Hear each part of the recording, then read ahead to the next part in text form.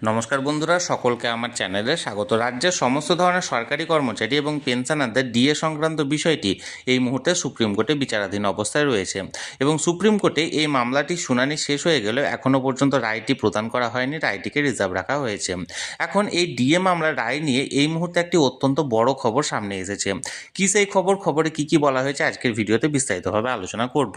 ভিডিওটি ডিএ মামলা সংক্রান্ত অত্যন্ত গুরুত্বপূর্ণ, তাই প্রথম থেকে শেষ পর্যন্ত অবশ্যই ধৈর্য সহকারে দেখবেন এবং ভালো লেগে থাকলে অবশ্যই একটি লাইক করবেন এবং সকলের সঙ্গে শেয়ার করবেন। আর সেই সাথে চ্যানেলে যদি প্রথমবার হয়ে থাকেন এই রকমের ইনফরমেটিভ ভিডিও আরও দেখার জন্য, যারা এখনও পর্যন্ত চ্যানেলটিকে সাবস্ক্রাইব করেননি তারা অবশ্যই চ্যানেলটিকে সাবস্ক্রাইব করে নিতে ভুলবেন না। তাহলে চলুন আমরা বিস্তারিত জেনে নিই। দেখুন, এই মামলার অন্যতম মামলাকারী সংগঠন কনফেডারেশন অফ স্টেট গভর্নমেন্ট এমপ্লয়িজের সাধারণ সম্পাদক মলয় মুখোপাধ্যায় মহাশয় এই ডিএ মামলা সম্পর্কে বেশ কিছু চাঞ্চল্যকর তথ্য তুলে ধরেন। কি বলেছেন তিনি, চলুন আমরা এক নজরে জেনে নিই। কর্মচারী সমাজ, অবসরপ্রাপ্ত কর্মচারী সমাজকে জানান দিতে চাই যে না, সত্যি আজ পর্যন্ত ডিএ মামলার যে ভার্ডিক্ট বা রায় যেটাই বলুন না কেন কবে প্রকাশ পেতে চলেছে তা আমাদের কাছে আজও অজানা। মাইন্ডটা ঠিক রাখতে পারছি না স্বাভাবিকভাবেই, কারণ কর্মচারী সমাজ, বিশেষ করে অবসরপ্রাপ্ত কর্মচারী সমাজ, তারা আমাদের কাছে, বিশেষ করে আমার কাছে, আমার প্রেসিডেন্ট শ্যামল কুমার মিত্র, এমনকি বিকাশবাবু, মাননীয় আইনজীবী বিকাশবাবু, ফিরদৌস শামীম, সবার কাছেই কর্মচারী সমাজ, অবসরপ্রাপ্ত কর্মচারী সমাজ ফোন করছে কবে ভার্ডিক্টটা বেরোবে।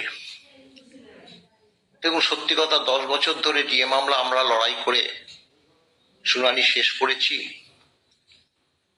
অনেকে প্রশ্ন করছে তাহলে কি সেই 10 মাস ধরে কি আমাদের অপেক্ষা করতে হবে, অনন্তকাল অপেক্ষা করতে হবে? আমরা তো বলতে পারছি না। সত্যি কথা বলতে কি, বারবার ভিডিও করতে হচ্ছে, ইউটিউবারদের কাছে বলতে হচ্ছে যে আমরা এখনো পর্যন্ত রায় কবে প্রকাশ পাবে আমরা জানি না। সামনে বিধানসভা নির্বাচন,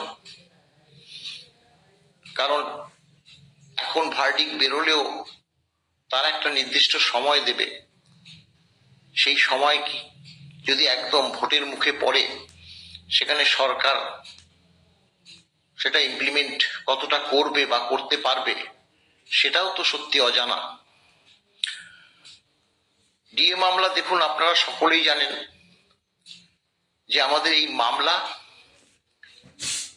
উচ্চ আদালতে একটা অন্যতম মামলা হিসাবে বিবেচিত হয়েছে, তা সংবাদপত্রে, প্রচার মিডিয়াতেও স্থান পেয়েছে। কারণ একটা মামলা 10 বছর ধরে ট্রাইব্যুনাল, উচ্চ আদালত, পরবর্তী সর্বোচ্চ আদালত কিভাবে লড়াই আন্দোলন করেছি সেটা কর্মচারী সমাজ জানে। আমরা যদি সেই সময় থেকে হতাশ হয়ে পড়তাম তাহলে সত্যি আমরা এই সর্বোচ্চ আদালতে এইভাবে 27-28টা শুনানি আমরা চালাতে পারতাম না। আমরা একদম দাঁতে দাঁত চেপে লড়াই করেছি এবং সত্যি কথা বলতে কি, শুনানি শেষ হয়েছে। গতকালও মাননীয় বিকাশবাবু, ফিরদৌস শামীম,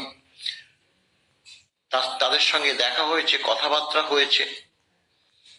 বইমেলায় গিয়েছিলাম, আমাদের প্রেসিডেন্ট শ্যামল কুমার মিত্রের একটা বই উদ্বোধন হয়েছে, আপনারা নিশ্চয়ই সোশ্যাল মিডিয়াতে তা দেখতে পেয়েছেন।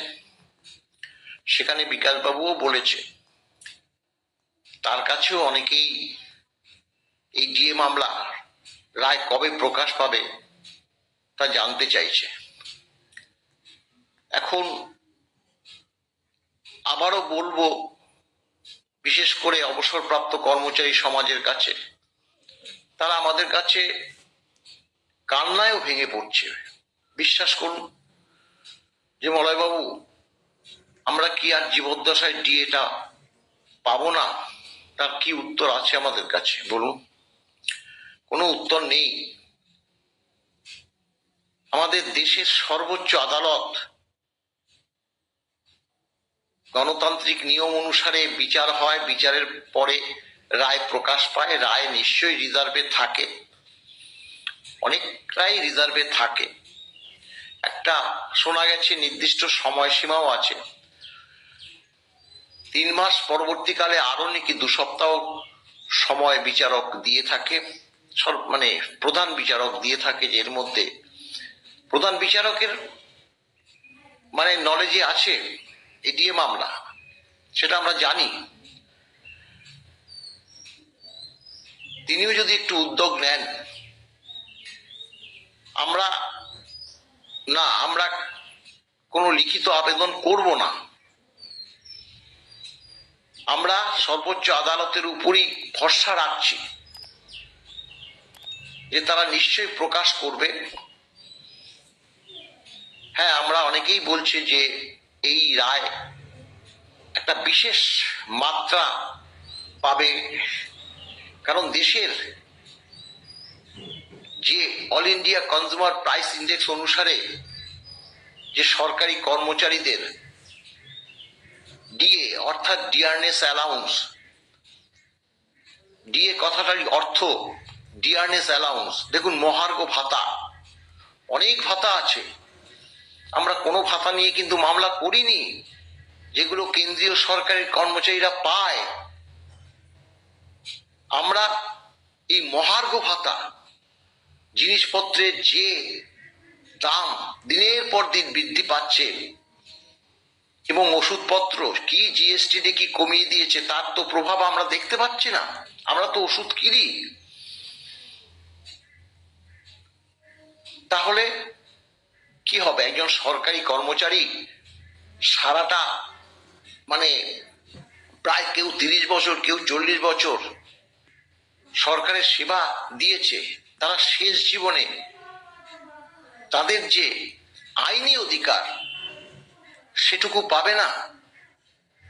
আর ষষ্ঠ বেতন কমিশনে লক্ষ্য করুন, যেখানে কেন্দ্রীয় সরকার সহ যেই কারণেই আমরা মামলাটা করেছিলাম, অধিকাংশ রাজ্য সরকার তাদের 19 কিস্তি বা 58% মহার্ঘ ভাতা হয়ে গেছে, তাদের বেতন কমিশন গঠন হয়ে গেছে, আমরা সেখানে 18% ডিএতে পড়ে আছি।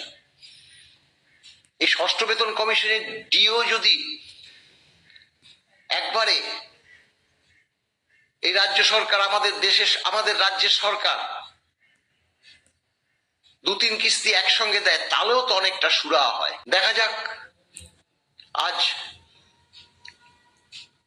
জানুয়ারি মাসটাও চলে গেল, আগামীকাল থেকে ফেব্রুয়ারি মাস পড়বে। আশা রাখছি ফেব্রুয়ারি মাসের কিছু একটা হবে। তাহলে বন্ধুরা, এই ডিএ মামলা নিয়ে মলয় মুখোপাধ্যায় মহাশয় কি বললেন সেটি আপনারা বিস্তারিত জানলেন। এই নিয়ে যদি আপনাদের কোনো কিছু বলার থাকে তাহলে অবশ্যই কমেন্ট করুন, আর এই ভিডিওটি ভালো লেগে থাকলে অবশ্যই একটি লাইক করুন এবং সকলের সঙ্গে শেয়ার করুন। আর সেই সাথে চ্যানেলে যদি প্রথমবার হয়ে থাকেন এই রকমের ইনফরমেটিভ ভিডিও আরও দেখার জন্য যারা এখনও পর্যন্ত চ্যানেলটিকে সাবস্ক্রাইব করেননি তারা অবশ্যই চ্যানেলটিকে সাবস্ক্রাইব করে রাখুন। ধন্যবাদ, দেখা হচ্ছে পরের ভিডিওতে।